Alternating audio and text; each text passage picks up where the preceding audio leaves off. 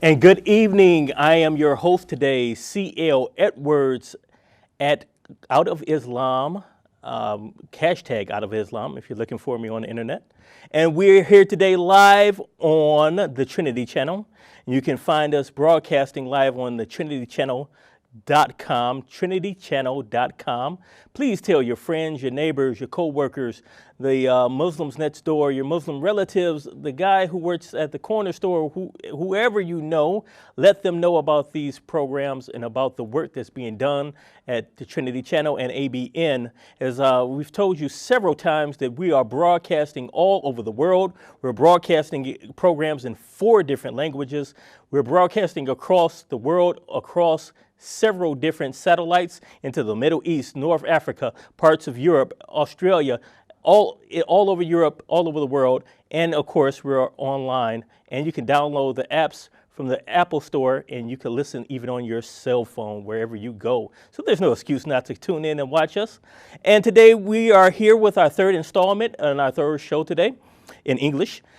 We have, again, if you missed the show that we had earlier today, if you're in America, on the western half of the world here in the Eastern Standard Time that we are in broadcasting from, we had the Fander Group, and we had a thrilling discussion about Jesus versus Isa, Jesus of the Bible versus this person called Isa, who we find in Islam in the Quran. And we did make a distinction between these two. They're not the same thing. Jesus of the Bible and so-called Jesus of Islam, the Quran and the Hadith, are not the same persons. They are vastly different. There may be some similarities, but there are some very important differences. So when our Muslim friends and brothers and sisters in humanity, when you say to us, we believe in Jesus just like you do. No, not really, not quite. You believe some things that we believe, but there's some very important things that you do not believe. And we're going to continue this discussion further on, getting deeper into the subject here in this show. And we have with us today our guests, the same that we had this morning. We have Brother Jay Smith. We have Sister Sarah Foster and Sister Beth Grove.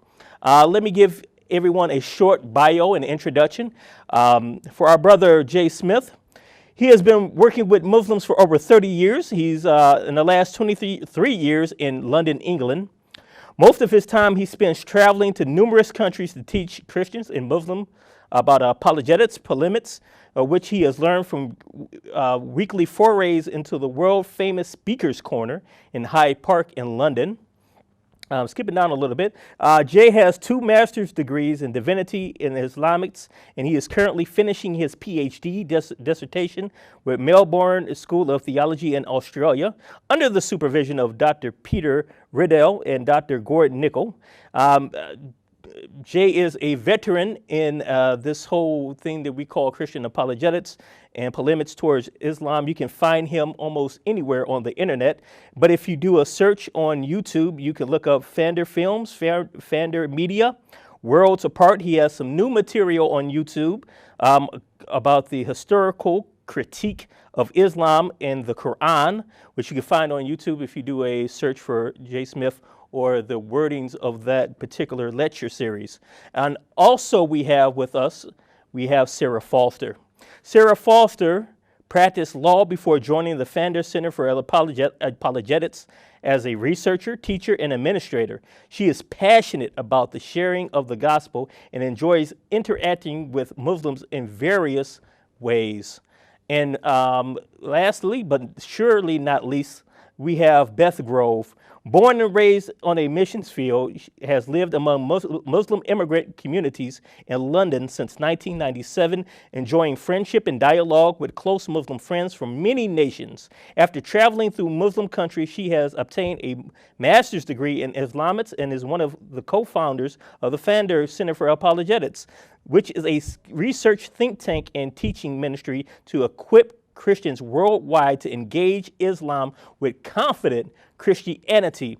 And as we said in my last show, if you caught it, if you didn't, I'll remind you, we have a mandate we find in 1 Peter 3:15. It's a very famous passage that many people quote, but do you stop and think about it? It commands us to reverence the Lord Jesus Christ as Lord within our hearts.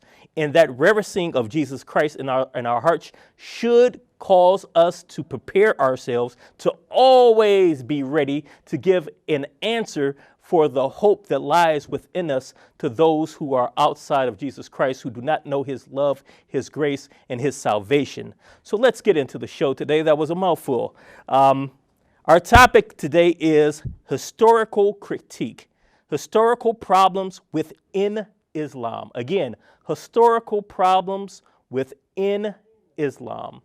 And we're going to start our questions off with our guest, Jay Smith. Jay, let me ask you this question. What is the classical account for Muhammad? Some would call the accounts of the Sirah, the biography of Muhammad. Could you explain that to us? Well, thanks, Yale. This is probably the area that we're going to be looking at tonight is probably my favorite area. This is the area I have spent over 20 years investigating. I did my very first debate in 1995 at Cambridge University with Dr. Jamal Badawi on this very material. Some of it we're going to talk about and unpack for people here. Now, for any Muslims who are watching, it's going to be difficult to hear what we're going to do in the next hour and a half. The reason why is you have been taught a certain classical standard belief. Everybody has been taught basically the same narrative, the same story. You've all been told that this man named Muhammad, born in 570, he was born in Mecca. He then started receiving revelations in 510 up there in a cave called the Hira Cave.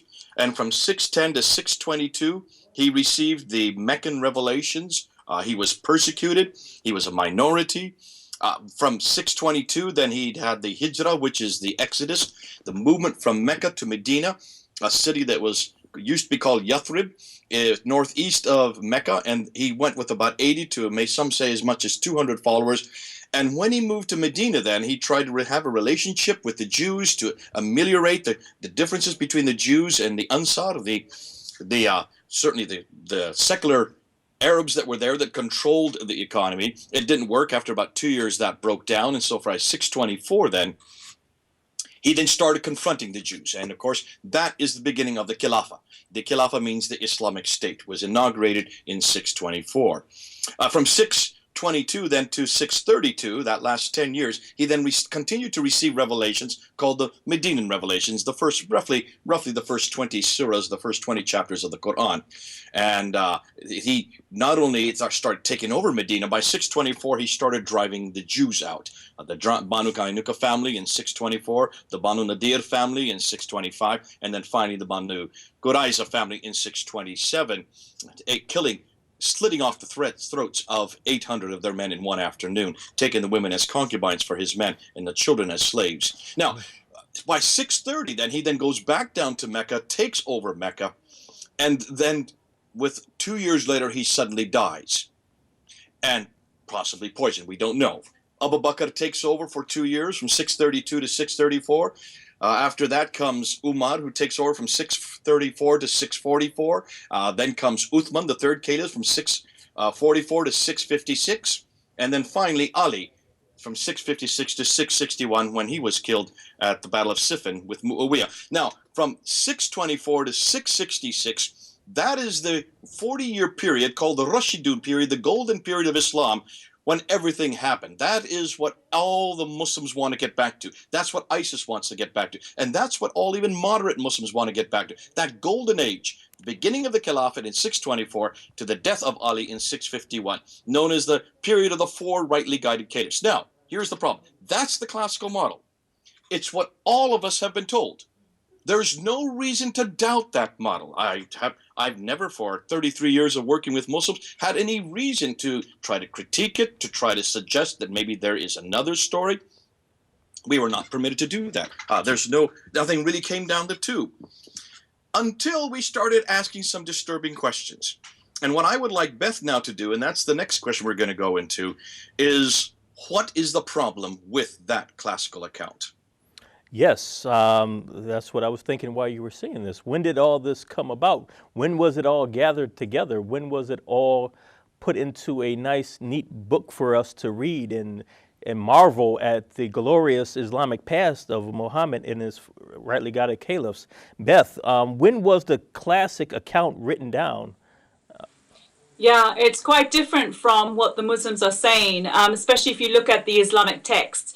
Muslims, to know about their history, have to go to writers who were writing a few hundred years after these events happened. So the main thing to remember is when Muhammad died. He died in 632. So it's from 632, and as Jay said, that golden period that was happening, where by 650, Uthman had apparently compiled the Quran, and in that golden period of the four rightly guided caliphs, apparently this is when everything happened. But the problem is for Muslims is that the first actual writings of this from Islamic sources doesn't happen until 200 years later. Now, Muslims will go to Ibn Ishaq. That's who they say wrote the first biography of Muhammad. So to know about the life of Muhammad, which of course is very, very important to Muslims, because over and over in the Quran it says that in Muhammad you have an example to follow. What Allah and Muhammad, or what Allah and his messenger have decreed, you have no choice in the matter. That's in Surah 33. There's many verses that say that you must obey Allah and you must obey the messenger. You must obey the messenger, you must obey Allah. And of course, all of this, Muslims then have to look at that, and they have to look at the life of Muhammad. Well, to know about the life of Muhammad, you have to go to the Sirah Rasulullah, which is the Sirah is the biography of Muhammad. You have to go to the sayings of Muhammad and his practices, how he lived. That is called the Hadith. You have to go to the histories, which is Tariq. You have to go to the Tafsir, which is the commentaries or the interpretations of the Quran. So Muslims will go to Ibn Ishaq. The problem is we don't have Ibn Ishaq's writing. We don't even know if Ibn Ishaq really did write. But according to Islamic tradition, there is writings from Ibn Ishaq, which they then see as written down by Ibn Hisham.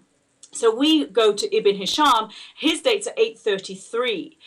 Remember, Muhammad died 632. So if Ibn Hisham is the first written biography from Islamic sources, that is 200 years after Muhammad lived, that we begin to find out a written record of his life and his practices. Then you have the Hadith, and we go to Sahih Bukhari. He's one of the main ones, certainly for Sunni Muslims, and his dates are 870. That's even later. That's more than 200 years.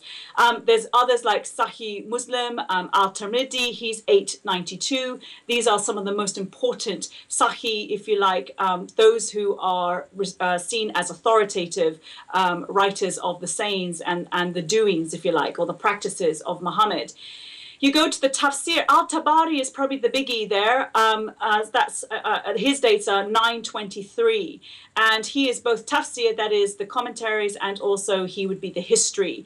And he has there's 40 volumes of his work that you can have to look at the history of Islam. What is interesting is the later the writings come, so you have Ibn Hisham, then you have Al-Waqidi, and his dates are 835, and he wrote maybe about 50 years or so after Ibn Ishaq, Ibn Hisham. And when you look at Al-Waqidi, he has more details than the earlier one. Then when you come to Al-Tabari in the 10th century, he has even more details. So it seems as time went on, suddenly they were adding more and more details to the story in the life of Muhammad. So for the historian, this is very suspect. How is it that it took 200 years to write these stories down? Compare it to the Bible. the Bible, we know, within 60 years had written down the account, the Sirah, if you like, the biography of Jesus, that had been written down within 60 years. And so compare that with the Bible. It would be, if we were like the Islamic sources, it would be as if it took to the 2nd and 3rd century for the Bible, for the New Testament to be written down. We know that's not the case at all. So with Islam, there's great problems for them, because how can you trust something that was written 200 years after Muhammad lived? It's just very untrustworthy. And this is what has got historians beginning to reconsider the history of Islam and to look at other areas like documentary evidence, manuscript evidence, and archaeological evidence, which we're really going to unpack tonight. Okay. So far we've got that there's a classic account of Muhammad's bio called the Sirah. Traditionally, when we look at the when would this have been compiled and written down, we see that reality is that most of this information wasn't put down, codified into 200 years after the death of Muhammad. Now, the next question I will put to Sarah. Sarah, what do 21st century scholars, our modern day scientific method, critical thinking scholars of today, what do they say about all this in the bio of Muhammad and the traditions of Islam concerning him? Well, scholars have looked at this and they seem to be quite concerned. We're getting statements like Islam, as we know it, did not exist in the 7th century, but evolved over a period of about 200 to 300 years. Another statement that we're getting is the Quran probably was not revealed to one man in 22 years, or over 22 years, but likely evolved over a period of about 50 to 100 years. And this is the conclusion that many modern scholars are coming to. And when I say modern, I mean like Western secular scholars, scholars that will want to look at the evidence, look at what happened, and make conclusions based on whatever external evidence they can find. The history of Islam, this is what they're saying, at least from the time of the Caliph Abdul al-Malik and before, is a later fabrication. Now this is devastating, a later fabrication. This is saying that we cannot trust these earlier accounts, as Beth has just said. And so I think the question is, why are they saying this? I mean, it's okay to make a statement like that, but you know, as scholars, they would have had to back it up. And the reason that they're saying it is that there doesn't seem to be a good reason why the accounts are so late. I mean, if Muhammad dies in 632 and we're not seeing any kind of biographies or any kind of sayings of Muhammad until 238 years later, this is a massive problem. This is a massive problem. And so they're looking at it and just asking, why on earth did it take so long? Is it that the people were illiterate? And that can't be the case. The people clearly were able to read and write. We know that Muhammad had scribes. Zayd ibn Thabit comes to mind, who would write down the revelation as it came. And then we know that the sources tell us that Uthman gathered them together. Abu Bakr kind of gathered them together and collated them. So there shouldn't be the excuse that they couldn't write anything down. And also remember, their resources were just vast at this time. From the 7th century, or by the end of the 7th century, they had control of Spain all the way in the west to India all the way in the east.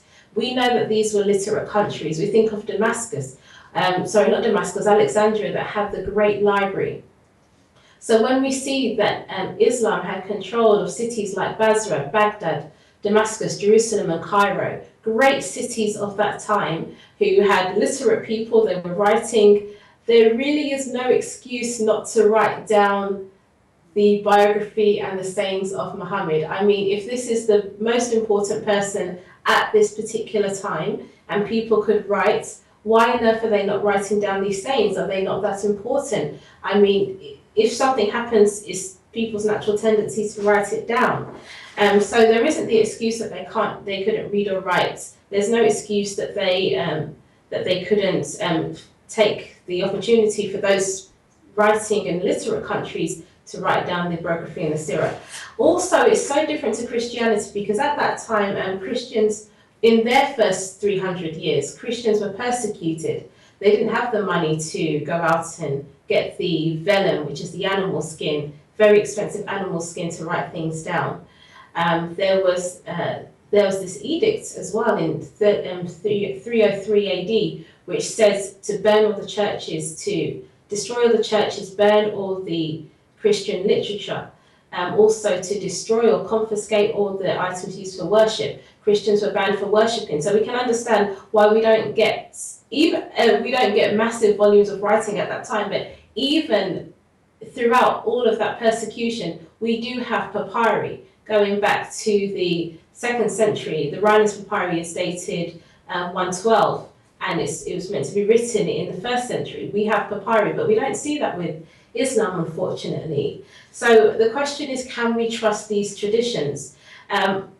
The best thing to do in this case, and what scholars will do and have done, is to go back to the 7th century and see exactly what evidence. Why are we relying on 9th century documents? Let's go right back to the 7th century and see what we can find.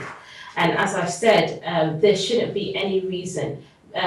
Islam, the people who we now call Muslims and came out of Arabia, they were not oppressed, they were not persecuted, they were ruling right from the 7th century, and much of the territory that they conquered, they haven't let go of. So really, again, there isn't a reason or an excuse why we don't have earlier biographies, earlier sayings, earlier histories. Yes, I would agree with you. Everything you said, I concur with you. There are hadiths saying that Muhammad had scribes, that they were writing down on trunks of trees and leaves or anything they could possibly find. Muslims claim from their primary sources that that the Quran was compiled and the canon was created within the lifetime of the rightly guided Khulafa. There were many writings and edicts going forth. There are letters from Muhammad supposedly going out to certain kings and rulers. So why couldn't they write the biography of Muhammad? That's a very odd question. You also touched on what the concerns of the scholars would be over this. That what I just said is a huge concern. That should be a huge concern to any Muslim who is watching this, who has an open mind and who is really trying to find the truth and really trying to investigate information open-mindedly. Let me go on to our next question here. Jay, let me add, we've been talking about the scholars say, and the scholars say about the biography of Muhammad, and the scholars say about the later writing down of his biography.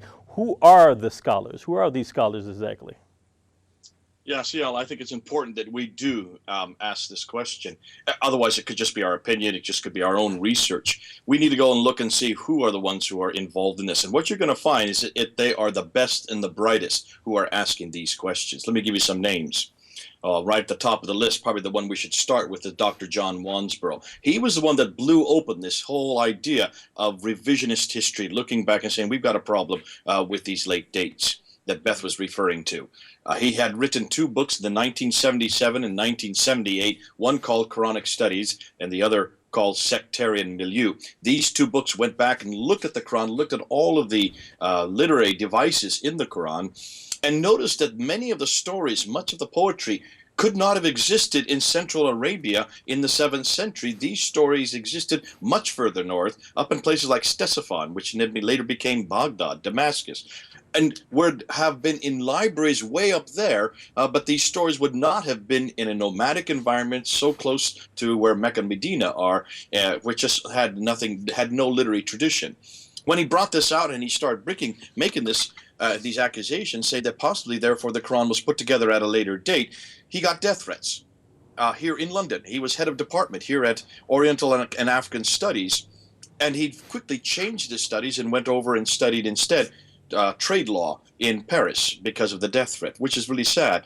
Dr. Gerald Hawting was one of his students, and I studied under Gerald Hawting in 1994 at School of Oriental and African Studies. He was head of department at that time, and he was the one that introduced me to this material. So we're talking about over 20 years ago, 21 years ago, when I first heard it, and blew my mind open. I'd already had a master's degree from Fuller Seminary. I thought I knew everything there was to know about the history of Islam until I sat under Dr. Hawting. Dr. Hawting within 2 weeks of his class, 20 of the students of the 50 that were in his class, all Muslims, had left the class, slamming the door as they left, yelling at him, calling him names, abusing him. And all he was doing was just showing them what they're finding, what these scholars are finding, what Dr. Wansborough found. Dr. Patricia Corona out of Denmark. Dr. Patricia Corona was head of department at Oxford University. Now, she reads and writes 15 languages. She is a huge scholar. I don't know of anybody that can equal her. She just died 2 months ago. She wrote a book called Hagerism with Dr. Michael Cook, looking at a what-if scenario. And then she wrote another book called Meccan Trade and the Rise of Islam. We're going to talk about that when we get to Mecca in 1987. Because of that book, which destroyed any notion that there was a city called Mecca in the 7th century, she had to leave Oxford because she got death threats and went to Cambridge University, became head of department there. That's where I got to know her. She helped me when I was beginning my doctorate. And in fact, my debate that I did in 1995 with Dr. Jamal Badawi was almost all her material. She was the one that helped me put it together.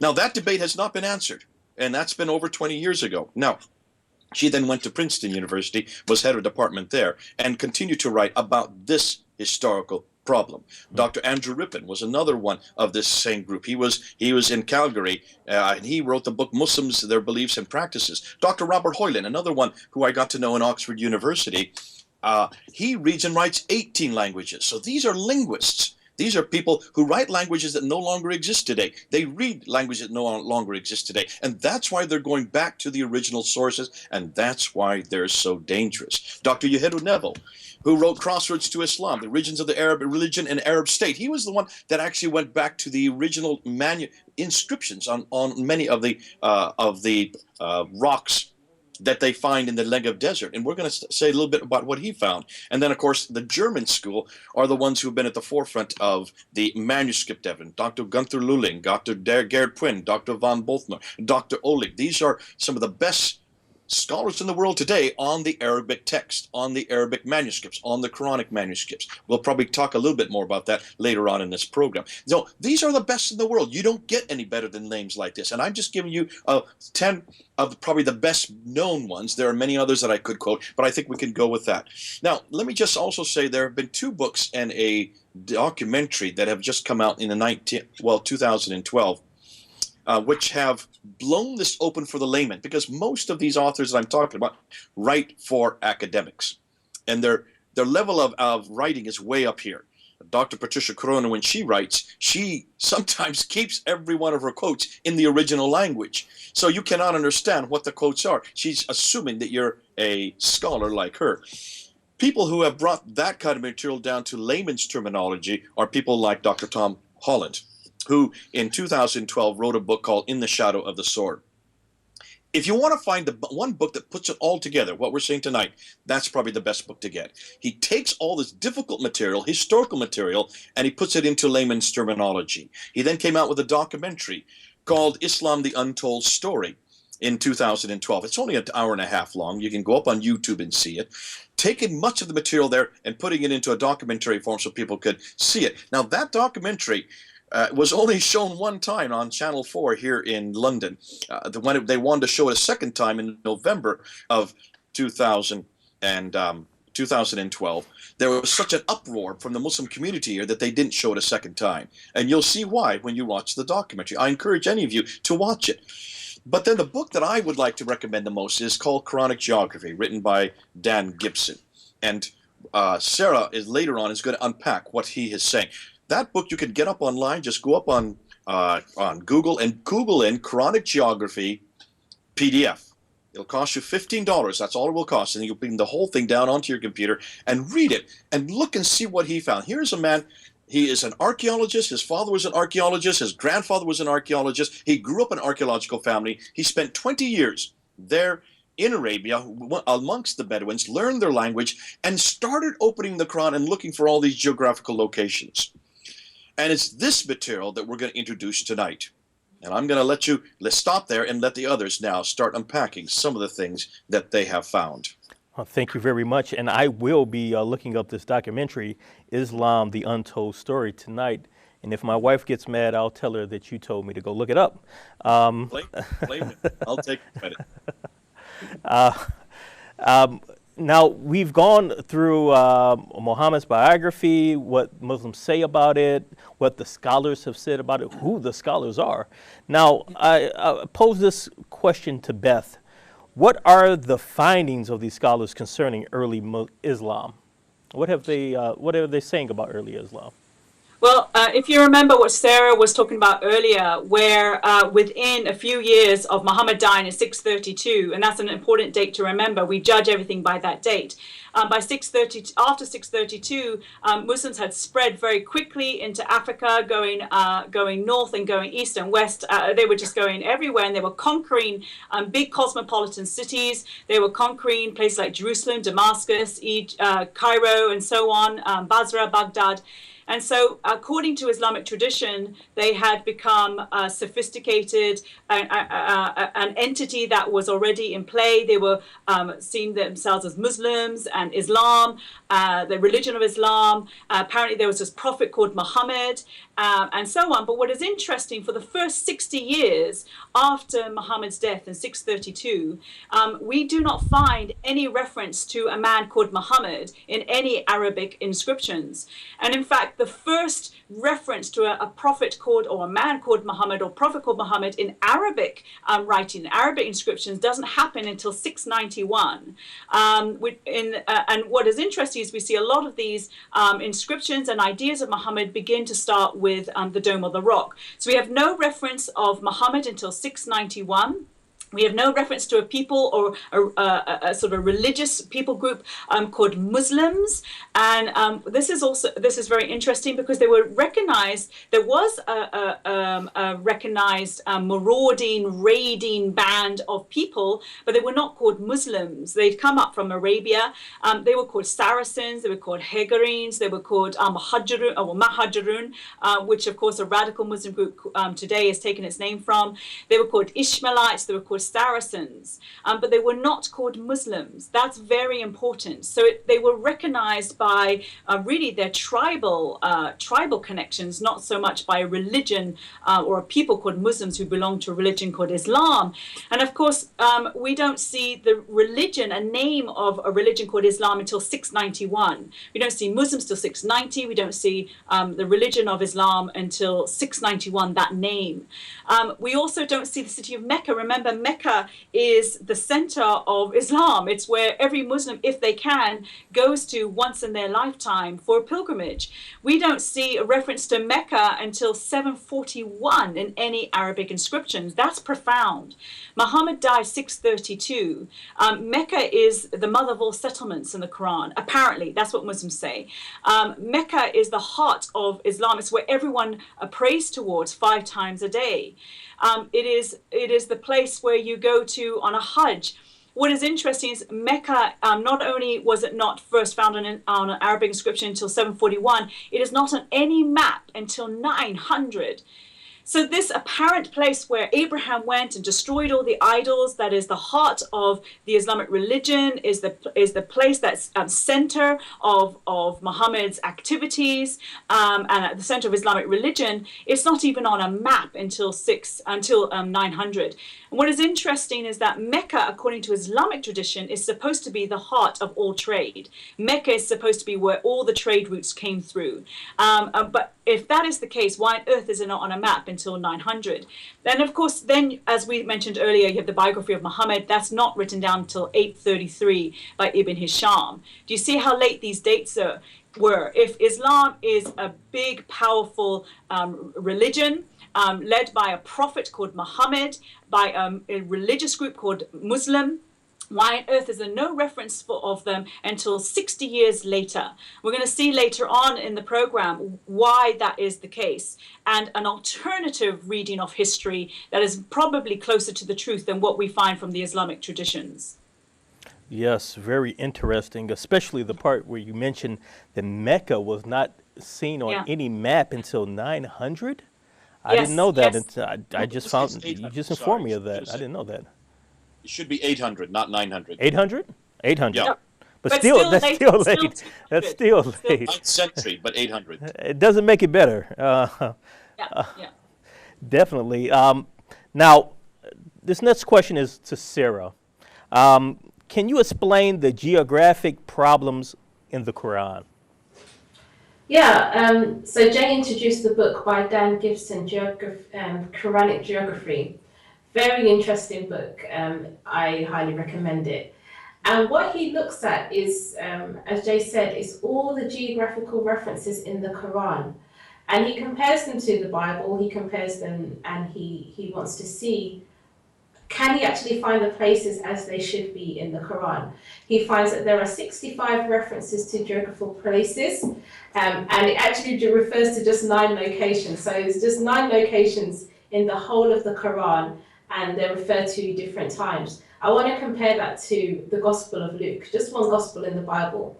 It has 110 references, and it's referring to 31 locations. So we can see straight away in the Quran, very, very few locations and very, very few references for the whole of the Quran. But anyway, so he looks at these 65 references, these 9 locations, and there's 3 very important ones. The first one is Ad. It comes up about 23 times it's referred to. Then you have the people of Thamud, that's 24 times it's referred to, and then Midian, that's referred to 7 times. These are the main references in the Quran, and they actually account for 83% of the references that we find, geographic references in the Quran. Now, what's very interesting, what he found is that these places are not close to Mecca. They're not close to Mecca. They're actually 600 miles north of Mecca. And why that's interesting is because in the Quran, Muhammad is meant to be interacting with the people from Ad and the people from Thamud and the people from Midian. But how can he be interacting if he starts his life in Mecca? That's where he spends most of his part of his time as a prophet. But these people are not in Mecca and they're not near Medina. They're actually a lot further north. Then how is it we see a disparity there? So this is what Dan Gibson was looking at. And then it brings up a lot of questions. Why is it that we don't see these places close to Mecca, Mecca being in southern Arabia, and these places being much closer in northern Arabia, much further north? And then there's the other question, in terms of Muhammad's name. Muhammad's name is only mentioned 4 times in the Quran. And the rest of the time we see in parentheses, we see somebody saying, and then we see, oh, Muhammad in parentheses. So when we're seeing the name Muhammad, it's actually 4 times in the Arabic. And that brings up a question as well. So when it's talking about, oh, prophet, how do we know it's talking about the prophet Muhammad as we know it today by the Islamic sources or what Muslim tells us? And as Beth has already said, if we're not sure about Mecca, and it seems to be so late, how do we know that the prophet is in the place of Mecca, the today's location of Mecca? There's so many questions that it blows up just by looking at the geography. This is what Dan Gibson did. And so these are concerns that scholars are having with regards to the Quranic geography. Oh, thank you very much. Again, the title of the show is Historical Critique and Historical Problems with Islam. And if you've been tuning in so far, you have heard numerous historical issues that are in the Quran and the religion of Islam and other primary sources of the religion of Islam, the Hadith, the Sirah, all the claims concerning Mecca being a place of trade. So I direct this question, and I'm very interested in the answer to this question right here, to Jay. Can you unpack for us what exactly is this issue, this problem going on with Mecca that we see?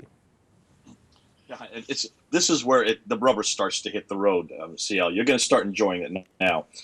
When you look at Mecca, stop and think, what do we know about Mecca? Well, we've already heard that it's the center of Islam. We know that. Every Muslim knows that, but it goes much further back. When you go back to Surah 7, Ayah 24, Adam and Eve are up in space, right? They're in a Garden of Eden that's up in space. They're thrown out of the Garden of Eden in chapter 7, verse 24, and they're thrown down to earth. Now, according to the tradition, they're thrown down to Mecca. So the first inhabitants of mankind is Mecca. That's pretty important. We're also told in Surah 21 that Abraham is in Mecca. I had no idea that Abraham was from Mecca, but there it is in Surah 21, so, ayah 51 to 71. He's in Mecca. So in 1900 BC, Abraham is in Mecca, proving that it's a very old city. Montgomery Watt, the famous Orientalist, talked about the trade route theory, how that all the trade had to go through Mecca, going north, south, east, and west, and that's what made Mecca so great. That's what made it so rich. So what we're hearing, and Muslims have always agreed with this, and this is why they've jumped on to what Montgomery Watt was saying. Yes, that's what made it big. That's what made it rich. Dr. Patricia Corona was looking at a map. I'll just hold it up to the camera here. This map right here that I'm pointing to. She was looking at this map, and as she looked at it carefully, she noticed that it's a 7th century map, but the trade route going up the west coast of Mecca, which is where you have all the major cities going up along the western plateau. You have at the very bottom, you have Aden, you have Najran, you have Sana'a, you have Taif, you have Yathrib, you have Tabuk, you have Khaybar, and then you have Gaza in the north. Those are the trade route that goes up the western plateau. But take a look at those names. Mecca is not on that trade route. Doesn't exist. As Beth said, there is no reference to Mecca. Now, Dr. Patricia Corona was curious about this back in the 1980s, and so she decided to do some homework. Now, remember, she speaks, reads, and writes 15 languages. So she went back to all the original documents from all the trading documents, and she found out that there was no trade through Mecca at all. All the trade coming from, in your case, from from India and China in the east, coming over towards the west, went across the Arabian Gulf. It used to go up through the Persian Gulf. That got shut down because the Sassanids and the Byzantines, that's the Persians and the Christians, were warring with each other for 200 years. Shut down the trade, so it had to be redirected down over to Aden. And then, of course, according to the trade route theory, it went right up the western plateau. She said, hold on a minute, take a look at the map again. And if any of you have a map in front of you, I'll just put this one up here in front of the camera. If you look at the map, you'll see there's a problem with that theory.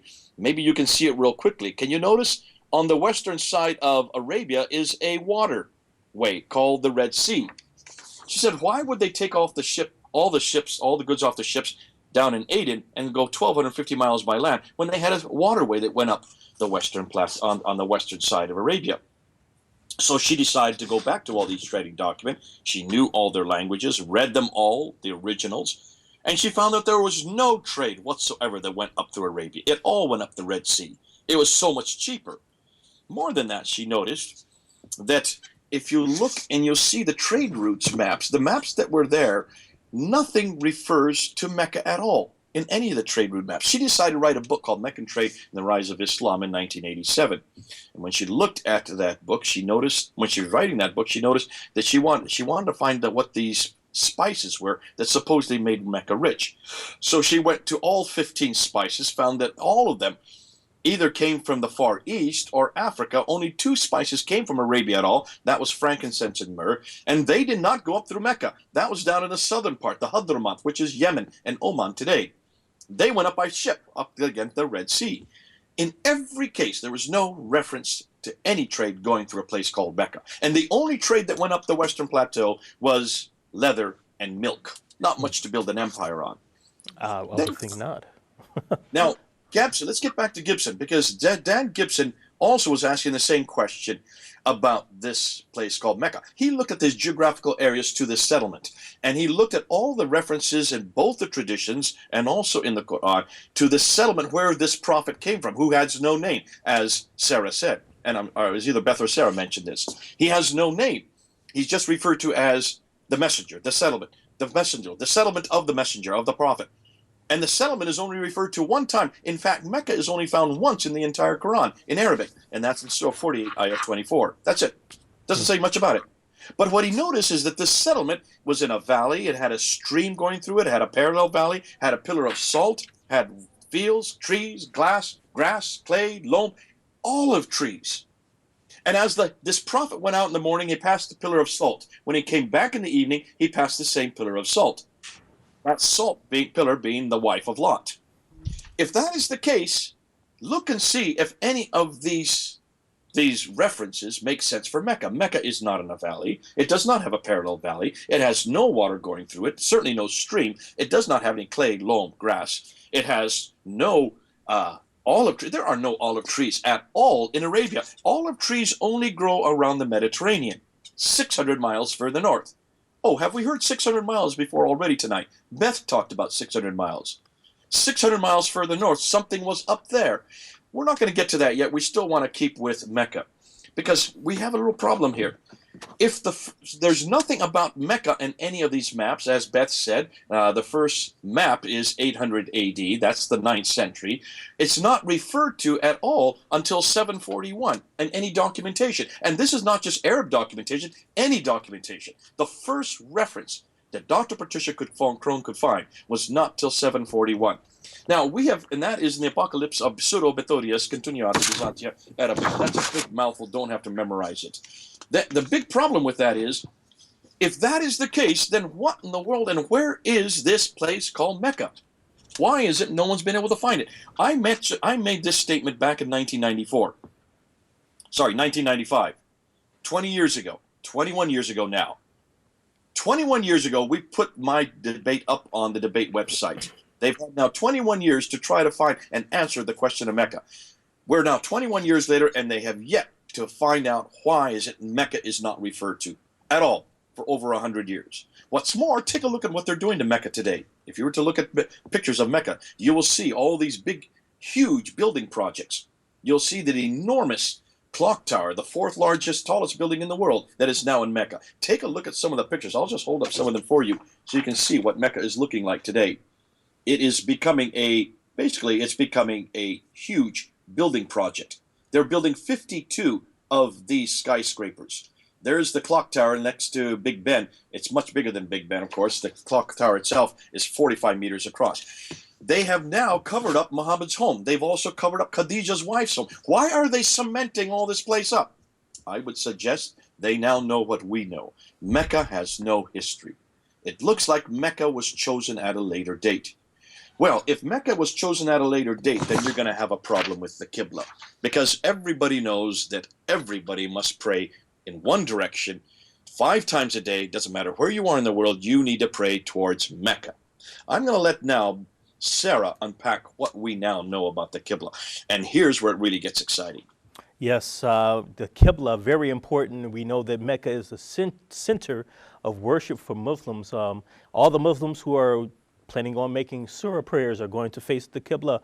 And here we're broadcasting from the East Coast of America. In about an hour, Muslims will be praying Maghrib prayer, and they will all be facing the Qibla. So Sarah, can you tell us about the new findings concerning the Qibla? What are the new findings concerning this point of prayer for the Muslims? Well, the Qibla is very important, as you and Jay said. It's the direction of prayer. And in the Quran, in Surah 2, Ayah 143 to 150, it talks about the time where Muhammad received revelation that the direction of prayer would be turned towards Mecca. It would be turned towards Mecca. And then the Islamic traditions tell us that this happens in 624. So we should see every mosque from 624 being pointed, or the Qibla, being pointed in the direction of Mecca. This is what we should see. Unfortunately, we don't actually see that. Again, we're using Dan Gibson's material. He's done some wonderful material. Again, this is the book, if you want to get it. It's Quranic Geography by Dan Gibson. Before Dan Gibson actually went into this, there were 2 scholars that had a look at this, and that's Dr. Creswell and Dr. Fahavari. They actually went to Iraq and they went to Egypt in 1905, and they looked at 3 mosques. The 2 mosques that they looked at in Iraq were the Wasit Mosque and the Kufa Mosque. And what they did is they dug down to the original floor plans to see which way the Qibla was facing.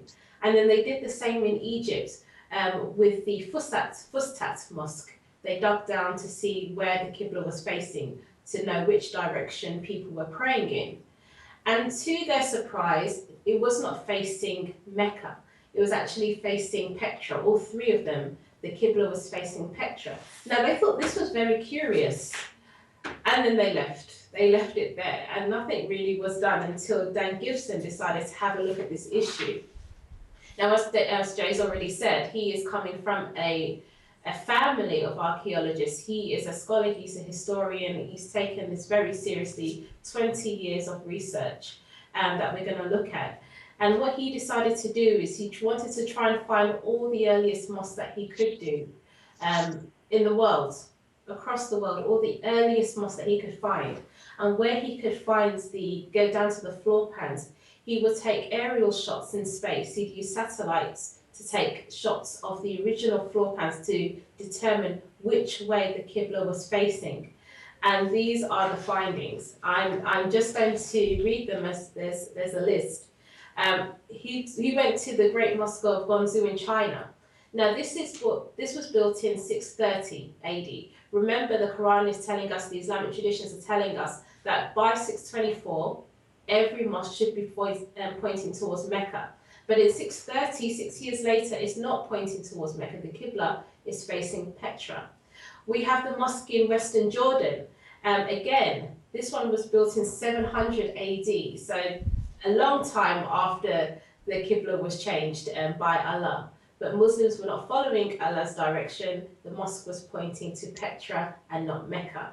We have the Great Mosque of Baalbek in Lebanon. Again, this was built in 700 AD, not facing Mecca, it was facing Petra.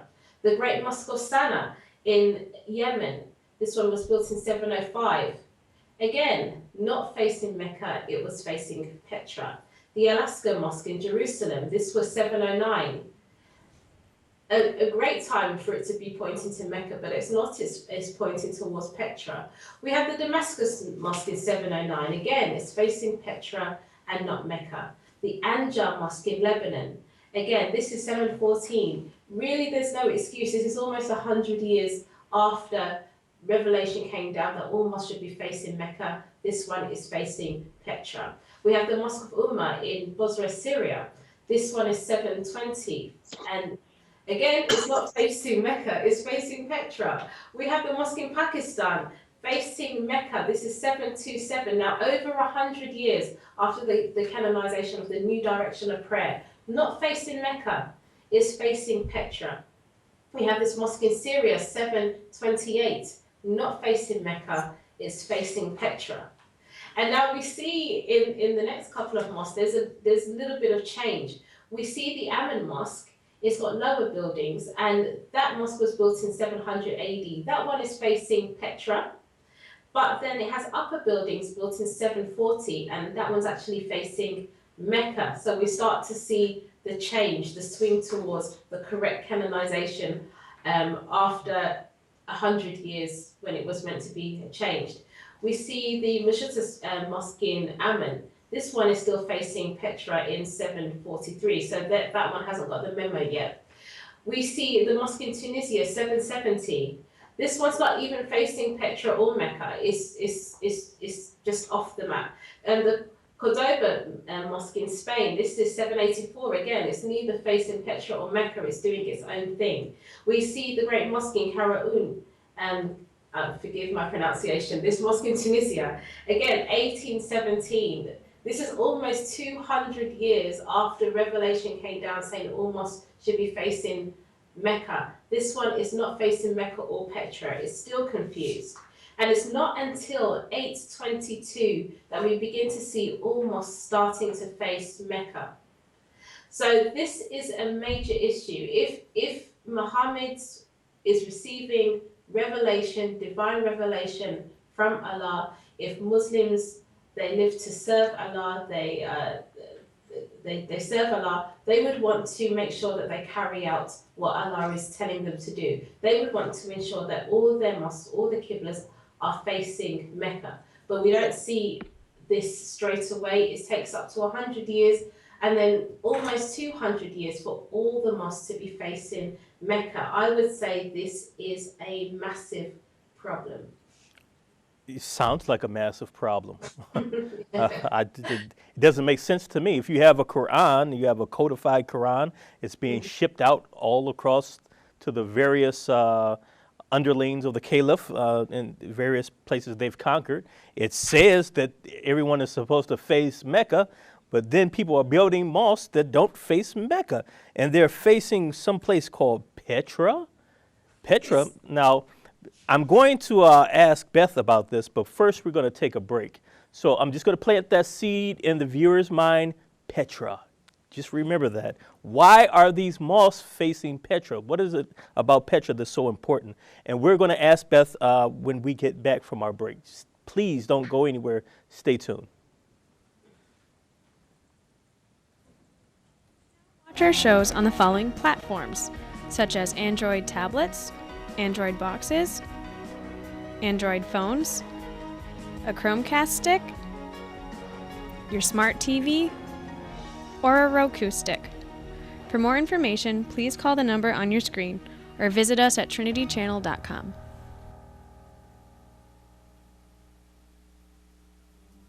It is not you who chose me, but I who chose you, and appointed you to go and bear fruit that will remain, so that whatever you ask the Father in my name, he will give you. Just asking a clarification on your answer. Saudi Arabia is the perfect picture of Islam, and you support the royal family of Saudi Arabia. You support that government. We are called to bear fruit that will last. Here at ABN, we pray for support in allowing this fruit, which is spreading the word of God throughout the nations, to grow. Currently, ABN is broadcasting to more than 4 continents worldwide on 3 major satellites, including North America, Europe, Australia, North Africa, and the Middle East. The Lord Jesus Christ is God who's come to rescue and save us. He took my sin, my shame, my pain. بأنك تكون مقطوع الخير في الخلق والإحسان والصفات الحميدة. بخصوص نكاح محمد لزينب زوجة زيد.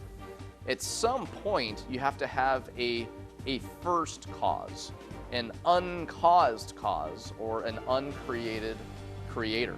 رؤساء الكهنة لم يطلبوا من يهوذا ليدلهم من المسيح، ولكن أين مكان المسيح؟ Jesus Christ took my place. He was my representative. أنا اليوم دا أرهب وأقتل ابن البلد الأصيل اللي أنا جيت احتليت بلده. When we defend these things, we give glory and praise to God. حسب عقيدتك عيسى ما خلق السماوات، بس يسوع المسيح هو الله عندنا. Live with God the Father and Jesus and the Holy Spirit in the next life. الناس خرجت في الشوارع ولا تخاف الموت. We are calling onto you to help allow the fruit to last by supporting our ministry. Please send your donations to the address at your screen. P.O. Box 724, Walled Lake, Michigan 48390. Or you can also donate through our ABN app. Or call the numbers at your screen.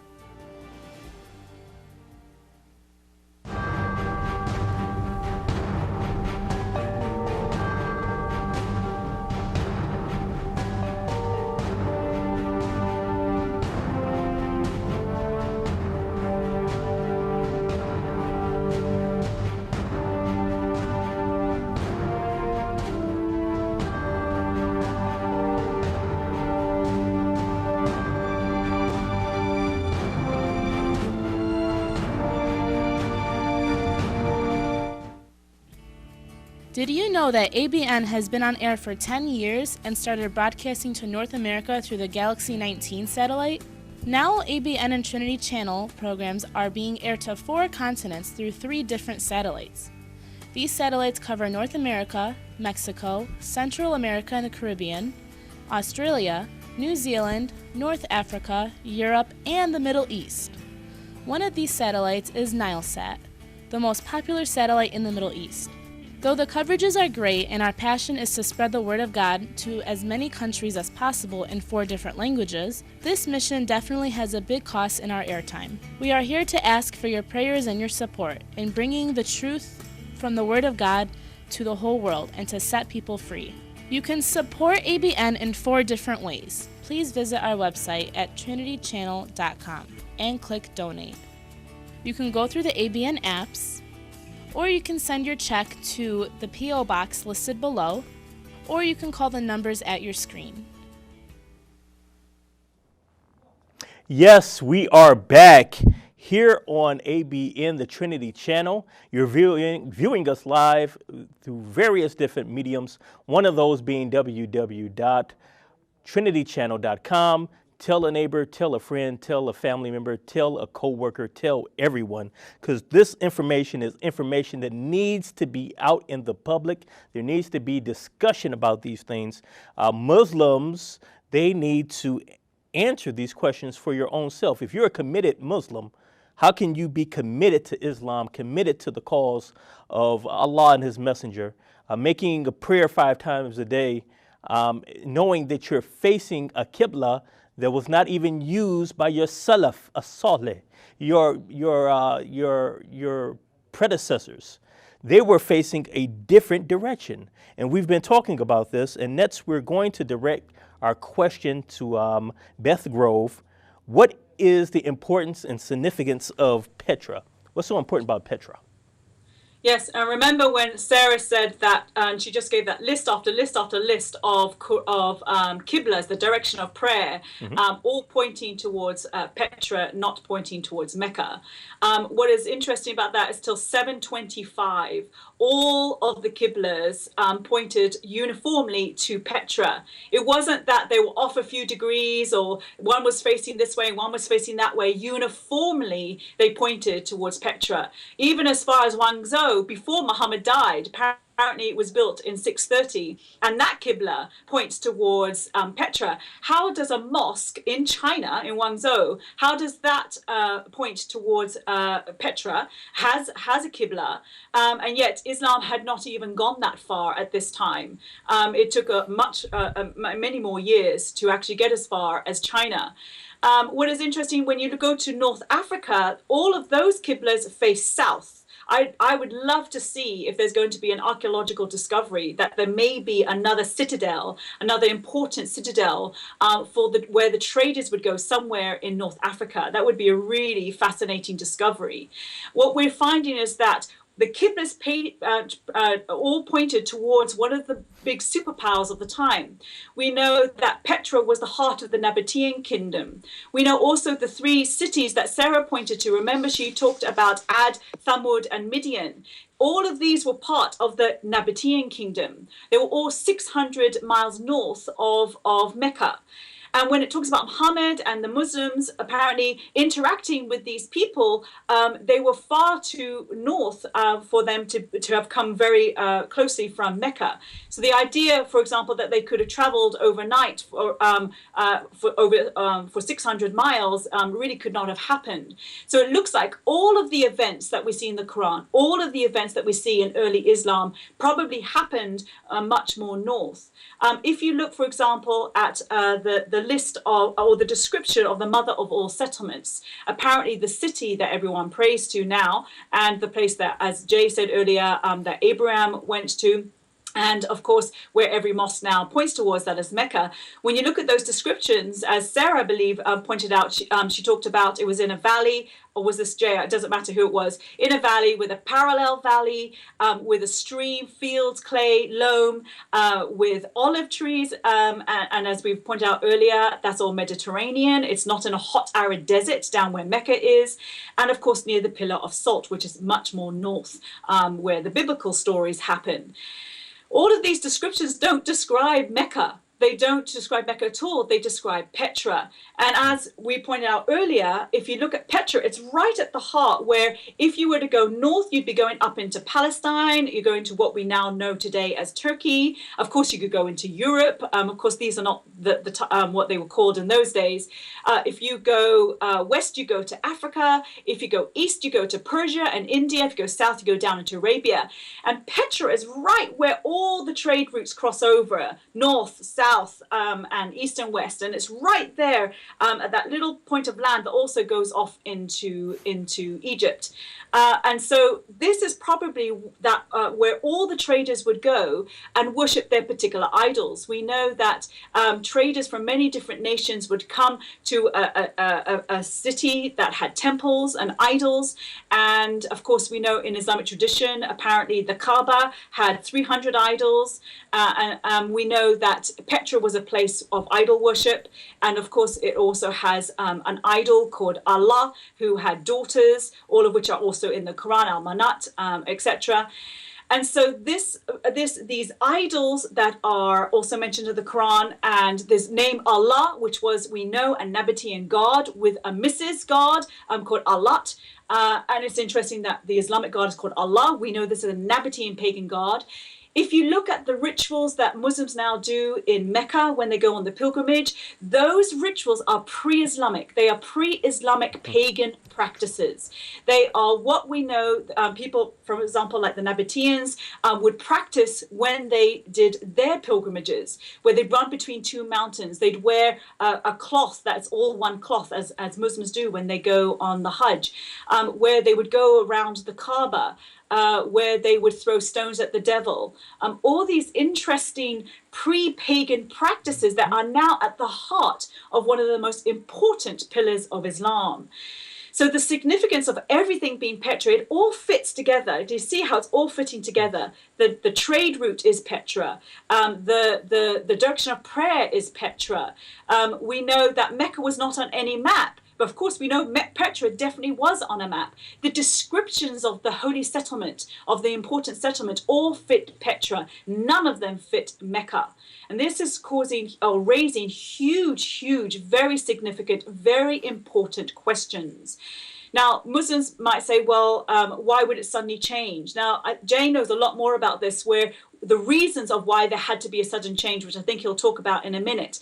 But it's just fascinating to see that Islam had this particular traditional history, but archaeological evidence, documentary evidence, and just looking at maps of the ancient world, looking at the spices that were traded, looking at the descriptions of what this early settlement, this early city or citadel was, it all points towards Petra, and it all points to someone who it looks like now started Islam. That was 60 years after Muhammad. Remember, the term Islam, the term Muhammad, and the city of Mecca, none of it begins to be referenced until 60 years after Muhammad died in 632. It all starts in 690. It all starts 690, 691, where a huge, big building was built in Jerusalem, the Dome of the Rock.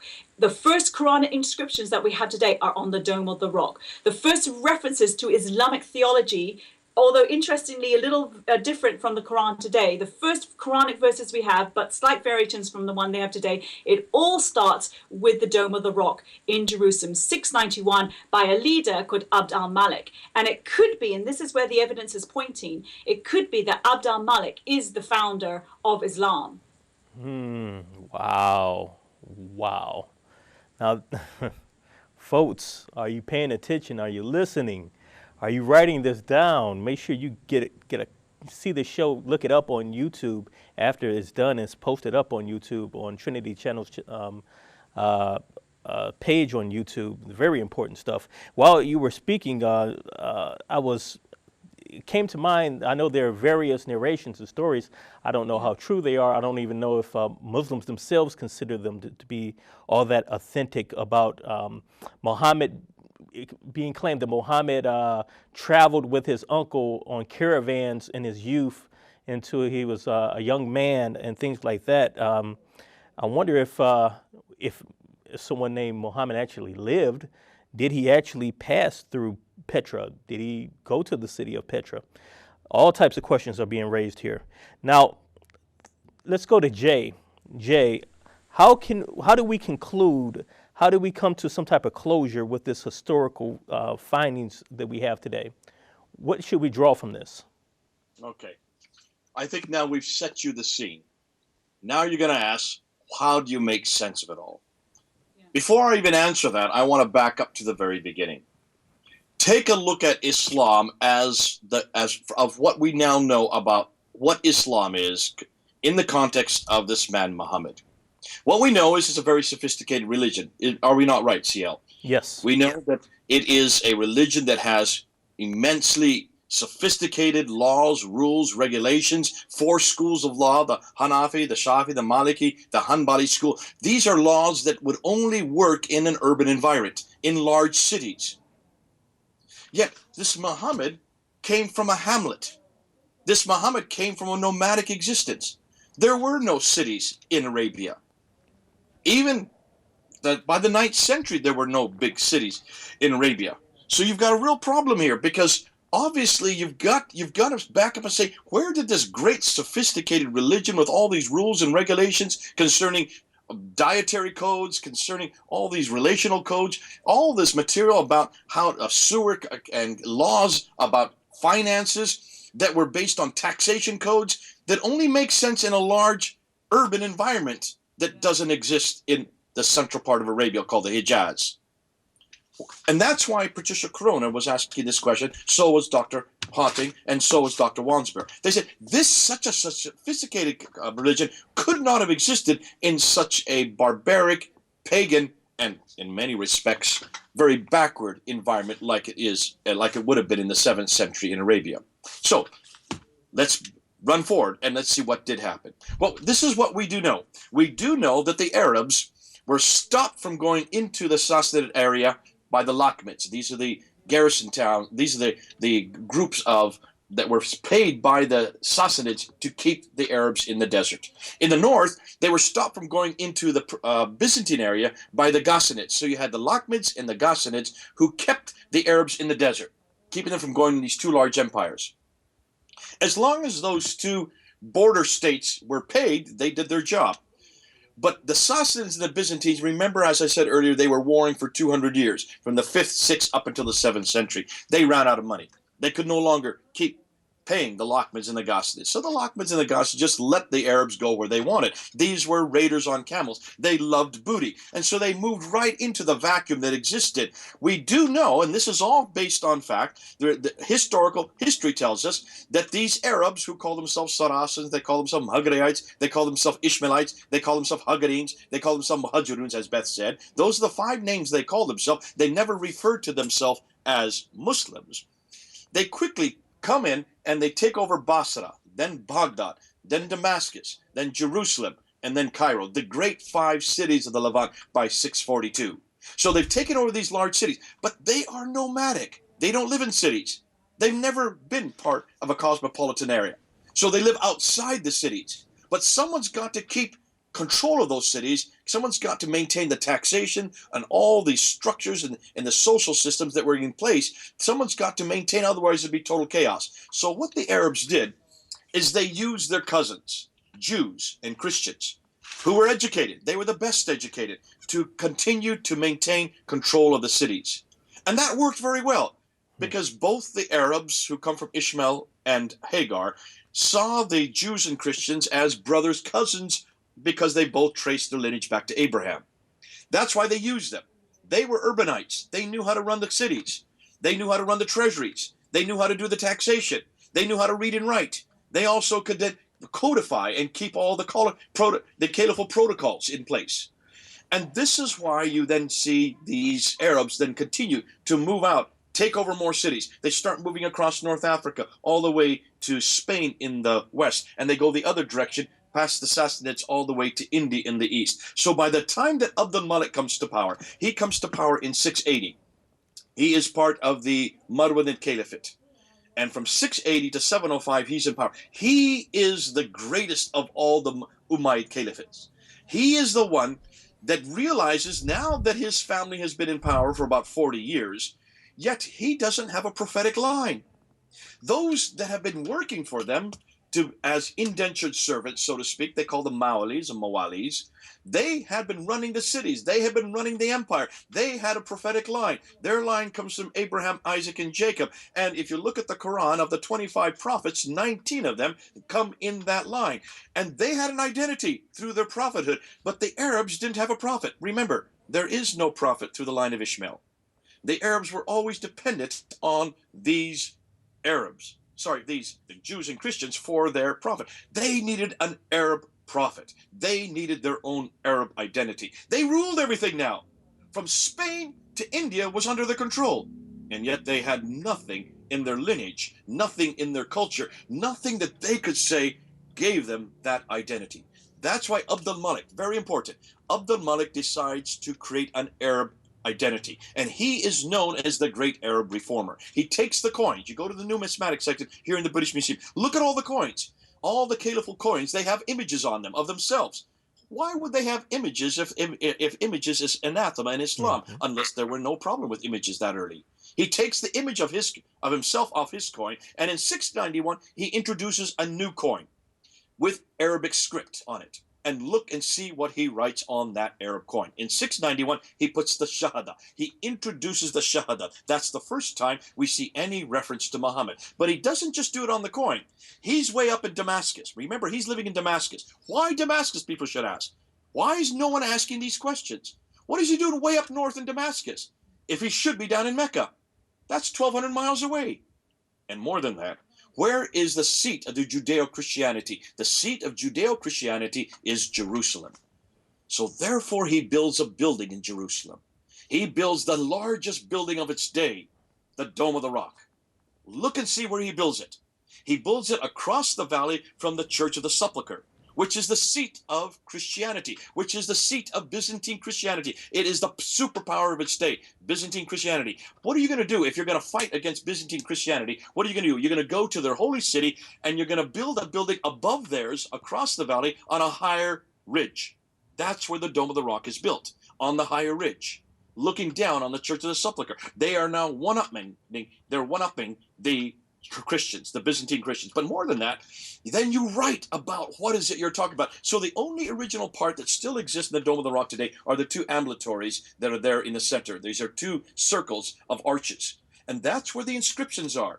And we have seen those inscriptions, and we're looking at those inscriptions. Now, if you were to ask any Muslim why the Dome of the Rock was built, they will say it's built because this is where this is where Muhammad, in the night of power, was woken up in the middle of the night in 621. He was told to get on the back of the winged horse called the Burak, and he flies up to Jerusalem. And from Jerusalem, he goes up to 7 heavens up to meet Allah. And that's where he gets the 50 prayers, comes down to heavens, meets Moses, and he says that's way too many prayers. And so he bounces back and forth between Allah and Moses, getting it down from 50 to 45, 35, 15, 10, 5 prayers. And that's called the Miraj. That's why the building was built, to commemorate that event. But look at all the inscriptions on the Dome of the Rock, and you won't see a reference, any reference to the Miraj.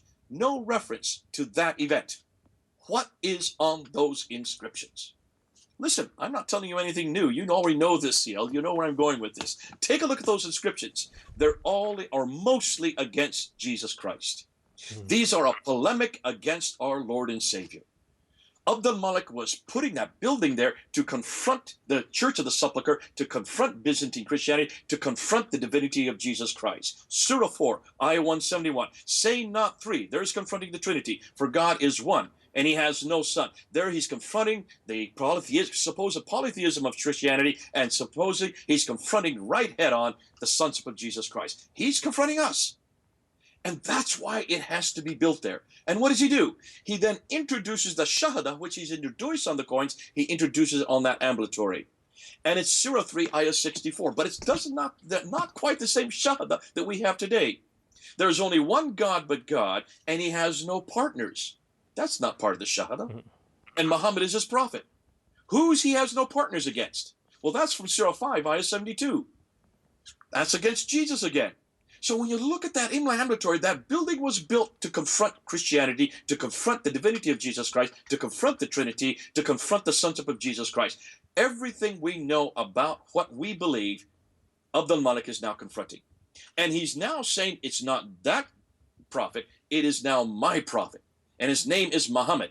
And he, along with Allah, which Beth has just mentioned, look at Allah, is the wrong name. They should never have used Allah. Allah is a Nabatean name. Allah is a Nabatean God. Allah has always been there. Allah has a wife named Alat, the feminine form of Allah, has a daughter named Al-Madat and Al-Uzza. Take a look at Surah 53, Ayah 19 and 20, the satanic verses, and you get those 3 names. Ooh, those are the 3 goddesses of Allah. But what Muslims say, now they're introducing a monotheistic God. Hold on a minute. If God has no son, then what's he doing with a daughter? In Surah 6, Ayah 101, it says that God has no wife. Then what's he doing with Alat?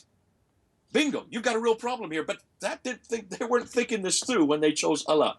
Nonetheless, can you see, once you now introduce your prophet, a prophet has to have a book, has to have a revelation. Every prophet has revelation. So where's this revelation?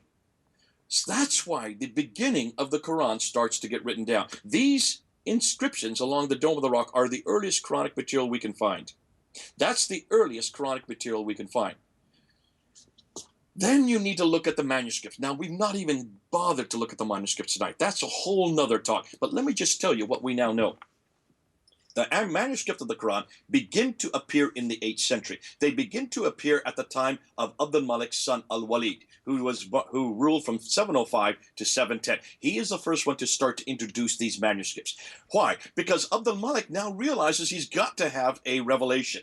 That revelation has to be an Arab revelation in the Arab language with an Arab prophet. So you have the prophet, now you need his revelation. That's why they had to borrow right, left, and center. And what did they borrow? Well, they borrowed what was already there. As we said earlier this afternoon, all these borrowing are actually apocryphal writings, most of them Jewish apocryphal writings.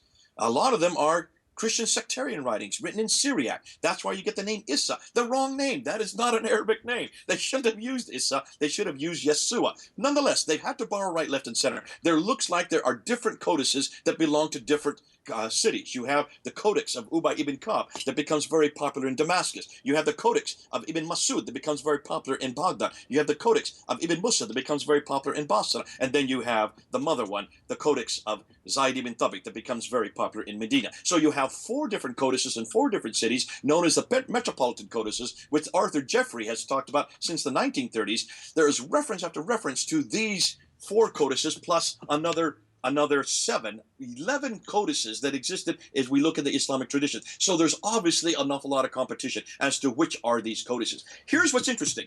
Take a look at the manuscripts of the earliest manuscripts of the Quran today. The Topkapi, which is in Istanbul, that is dated to 749, mid-8th century. The Hosseini, which is in Cairo, that is dated to the 9th century. The Petropolitan's manuscript, which is in Paris, that is dated to the early 8th century. The Ma'il manuscript, which is in London, that is dated to the early to mid-8th century. Then you have one of the most exciting ones, and that is the Sana manuscript, which is in Yemen. That is dated to the early 8th century, and then the 6th one, the last one, is the Samarkand, which is in Tashkent. Take a look at those 6 manuscripts. That Tashkent one is early to mid 8th century. Have you noticed? I've not said 7th century once. They're all 8th century manuscripts. Take a look at those 8th century, those 6 manuscripts. Not one of them agrees with each other. Not one of them is complete, and every one of them has manuscript variants. That means they have words and phrases that are different than the Quran that we have today, the 1924 manuscript that was canonized less than 100 years ago in Cairo at Al-Azhar University. Now, stop and ask. No wonder these manuscripts don't agree. We've only known about this for 2 years because this is the beginning of where the Quran is put together. You've got the man, Muhammad. You've got to give him a book. That starts to be put together. There's lots of differences between them. They start changing, erasing, and inserting other words, erasing and inserting other words, taping over top, putting coverings over top. That's where Dr. Dan Brubaker has now filmed these. He's found 800 of these corrections in these 6 major manuscripts. He's found 800 corrections where they're standardizing the text, and these corrections continue up until the 9th century. That makes sense now.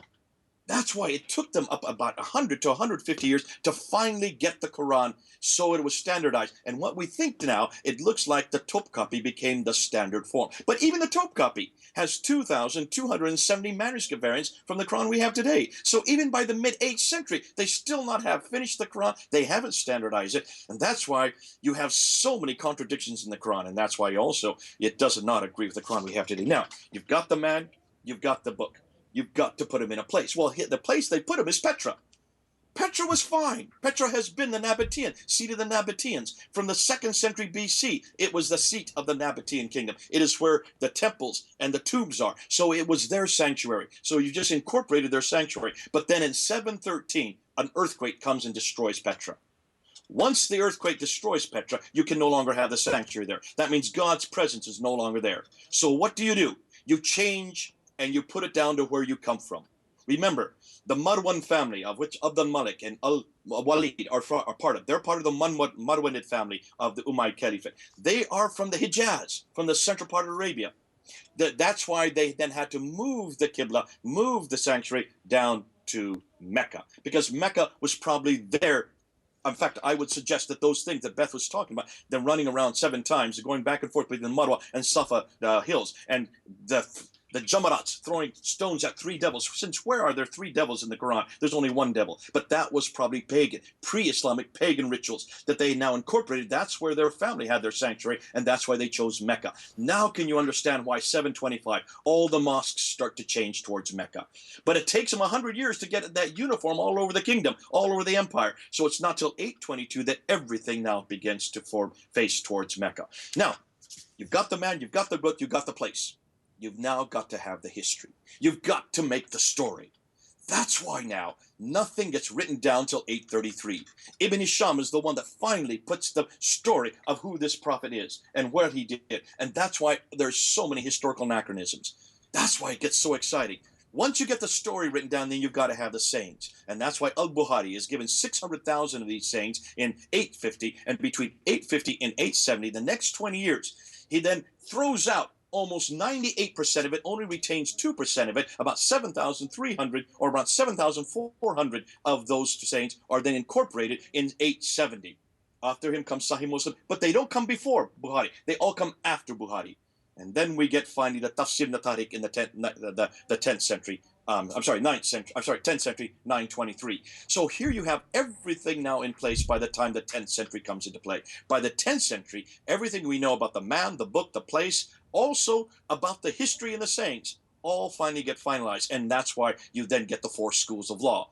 The 4 schools of law are introduced by Al-Shafi in 820. We don't have anything before 820. It is the 9th century again. It's therefore Islam as we know it did not come from a man named Muhammad. You asked a very good question, CL. Did he even exist? I believe he did, because we do have references to him outside of Islamic material. We have the Doctrine of Iacobi from 634. We also have the writings of Sabaeus and from 660. These are writings from Christians that are writing about this man named Muhammad, but they don't really say much about him. They just say have nothing to do with him because he's a warrior. Therefore, they don't refer to him as a prophet. They don't talk to him about as being a Muslim. They don't refer to any religion called Islam. And they most curiously, they don't say anything about the Quran, nor do they talk about Mecca. All of that comes later. Therefore, created to create that Arab identity. Abd al-Malik starts that Arab identity, introduces the coin, puts up the Dome of the Rock, introduces Muhammad's name for the first time. Then he starts confronting Christianity. Then he starts to put the Quran together. And that's why the Quran starts to proliferate from the 8th century on. There's lots of differences between those Qurans. We're only finding that out in the last 2 years. And that's why it's so exciting. Looks like Islam did not come from a man named Muhammad. It did not come in a period of 22 years, like Muslims would like to believe us. It comes in a period of maybe 100 to 200 years, maybe even more. But what if that is the case? Then who in the world is Muhammad, and what's his purpose? That's a question that our viewers are going to have to ask themselves and look into. You've been given a lot of information and a lot of data to research and look into. And number of references to look up for yourselves. Don't just take the words of me or anyone else or the guests. Look for yourself. Investigate for yourself. Find collaborating evidence and ask questions for yourself. We've come to the end of the show. This has been an excellent show. I've learned things that I didn't even know today on this show. And with the last few, maybe minute or two that we have very little time left. Can I just get a closing statement from our 2 guests that are left? Because I think Sarah dropped off. From Beth and Jay, could you just give us a closing statement very quickly? Yeah, Sarah's internet closed. That's why she's not on. Yes, very quickly. If you look at what we've talked about tonight, we have used neutral criteria. We've not used Christian arguments tonight. We've not used theological arguments. We have used criteria that is neutral, that is secular. We have asked the questions of the Quran that we also ask of the Bible. These questions that we ask of the Quran, I as a Christian, I have asked them of the Bible because I don't want to follow something that is not true. I want to follow something that I know is historically accurate, that has foundation in history, that can be corroborated by peoples, places, and events being corroborated by archaeology, documentary, and manuscript evidence. So we've applied that to the Bible. We also apply that to the Quran. When you look at the Bible, you'll see that there is no archaeological discovery that has ever gone against a properly understood biblical statement. That is the quote of an archaeologist. No archaeological discovery has ever gone against a properly understood biblical statement. That is profound.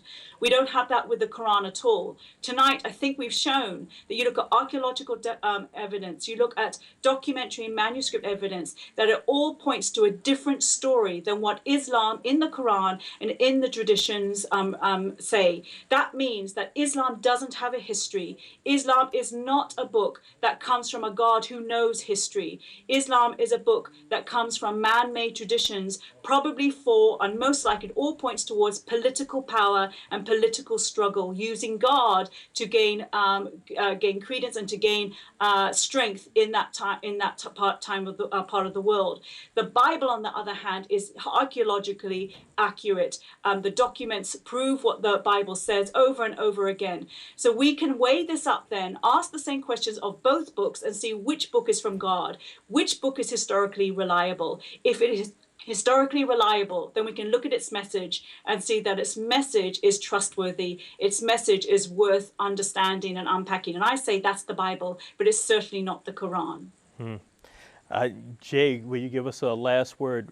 We have a small amount of time left. Could you just wrap this up for us real quickly? I think Beth did such a good job. I almost don't know what to say after what she just did. But let me just say this to any Muslims who are watching. You notice, as Beth said, this is not a Christian polemic. This is a neutral historical polemic. We're not saying anything that you cannot investigate. Everything we've introduced tonight, you can investigate. It always comes down, when you look at Christianity and Islam, both Christianity and Islam are based on a man and a book. We are absolutely dependent on the Bible, the gospel of Jesus Christ, on the Jesus himself. That's our man, that's our book. Jesus is historical. No one even questions whether he exists or not. We know where he lived, we know what he did, we know what he said, we know how he died, and we even know how he rose again. These are not in question except possibly the resurrection. Nothing else other than that is in question. What we're showing you tonight is the man in the book that you have, the book, the Quran, and the man Muhammad, now do not stand up to historical scrutiny. We don't know who Muhammad was. I'm sure he did live, but he's not the man of history. He is the man of faith. The man you're talking about, I don't recognize. The book you're talking about, I can't even find in the 7th century. This is not a book that's eternal. This is not a book that comes to one man, and it's certainly not a book that was written by God. It is written, looks like, by failed men, as Beth said. I ask you, and I implore you, give up that book, give up that man, and come on home. Come home to a bigger book, a better book, a bigger book called the Bible. This is it right here. And come on back to Jesus Christ. We've got the man of history. We've got the book of history. We give him to you. Amen. Amen. Wonderful show and wonderful guests and a wonderful audience. It's been a great time that I've had today dialoguing with everyone in YouTube. Please continue to pray for the Trinity Channel. Pray about supporting the Trinity Channel, and please continue to view our programming that we're putting out here. No place else are you going to get information like this. Not in mainstream media, only here. And we thank you. Have a blessed night. Your friend, C.L. Edwards. Thank you.